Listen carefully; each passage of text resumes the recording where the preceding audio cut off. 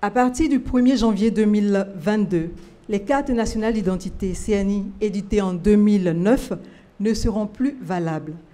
Cette opération n'est qu'une étape dans ce vaste chantier qu'est la construction du Registre national des personnes physiques, RNPP, qui est un système informatisé ayant pour vocation, d'une part, de centraliser l'ensemble des données biométriques, alphanumériques et biographiques des Ivoiriens, le tout fiabiliser également l'état civil, socle de l'identité, dont la réforme et la modernisation sont également en cours.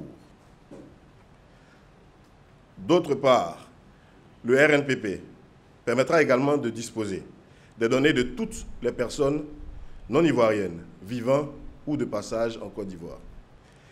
La nouvelle CNI est un document de voyage, au même titre qu'un passeport. Et ses caractéristiques sont soumises à des normes internationales très strictes, telles que le respect de la norme ICAO, qui est une norme de l'aviation civile, qui prescrit que la photo doit être prise de face avec les yeux bien ouverts, aucune émotion sur le visage. Les cheveux ne doivent pas couvrir le front et les oreilles doivent être bien visibles. La correspondance entre les lieux de naissance figurant sur la CNI et les centres d'état civil, les lieux de naissance comme exigés par le RNPP doivent correspondre exactement à des centres d'état civil tels qu'existants sur le territoire national. La non-production des anomalies figurant dans la base de données de 2009, surtout concernant les professions anachroniques. L'automatisation donc du processus de vérification, la formation et le renforcement de capacité des agents en vue de mitiger les erreurs qui ont été commises justement dès le départ de l'opération, la notification des pétitionnaires concernés par les cartes de correction, l'organisation d'opérations spéciales de distribution de CNI sur l'étendue du territoire dont l'objectif était d'accueillir en parallèle les populations sur un site dont la capacité d'accueil est beaucoup plus grande et que celle offerte par nos centres d'identification classiques. L'organisation de la semaine du pétitionnaire, qui a consisté, dans le mois de novembre déjà, durant les congés de Toussaint, à réunir dans l'ensemble des établissements scolaires, sur toute l'étendue du territoire, tous les services de l'ONUCI concernant l'enrôlement, la correction des dossiers et la distribution, et surtout avec la possibilité donnée aux citoyens de venir s'enquérir du statut de leur demande de CNI directement dans ces écoles. Le déploiement de nos équipes dans les lieux de culte, mosquées, églises, les établissements financiers et bancaires, dans les universités, dans les institutions, dans les marchés, pour ne citer que ceci, afin de capter les populations au plus près de leurs activités quotidiennes. La mise en place, avec l'appui du ministère de l'Intérieur et de la Sécurité, des comités locaux d'identification, composés du corps préfectoral et des forces vives de nos localités en vue de sensibiliser les populations et mener des opérations vers les populations avec nos équipes mobiles. Pour l'identification et l'enrôlement, l'objectif était d'identifier 10 millions d'Ivoiriens, n'est-ce pas? Je voudrais savoir si l'objectif a été atteint.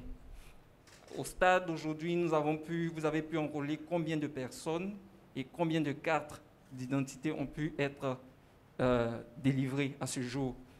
Aujourd'hui, ceux dont nous parlons aujourd'hui, c'est ceux qui se sont fait enrôler. Donc notre objectif ne peut se déterminer que dans le traitement de ceux qui sont déjà venus se présenter au dispositif de l'ONUCI et qui ont un numéro de dossier qui ont tenu sur leur récépissé. Pour les autres, ils ne font pas partie de notre objectif. Ils ne sont pas encore venus. Donc, sur cet objectif-là, pour revenir donc au sujet, 3 700 000 enrôlés, 2 500 000 à peu près concernés par les renouvellements, et en production, nous avons produit 2 400 000 cartes, pour lesquelles à peu près 2 millions ont déjà été distribués. Donc, nous avons pratiquement 80% de taux de retrait. Moi, mon cas, par exemple, je voulais renouveler ma pièce. Et quand je suis allé sur le site de l'ONUCI, on me dit que la carte est disponible. Donc, c'était au 34e à Bobo. On me dit d'aller au 14e. Je me rends au 14e. On me dit que la carte n'est pas disponible. Donc, j'appelle le 1340, comme l'avait si bien signifié. Et on me dit de patienter qu'on va m'envoyer un message. Cela fait maintenant 6 mois. Je n'ai pas encore reçu de message. Donc, je ne sais pas. Est-ce que je dois faire un nouvel enrôlement ou que dois-je faire?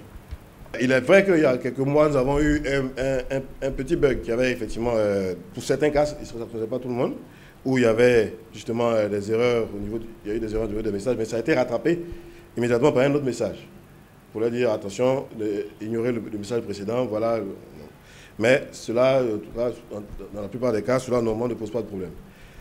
Dans la majorité des cas, si votre carte, si le SMS vous dit que votre carte est dans un lieu précis, probablement que la carte est effectivement dans ce centre-là.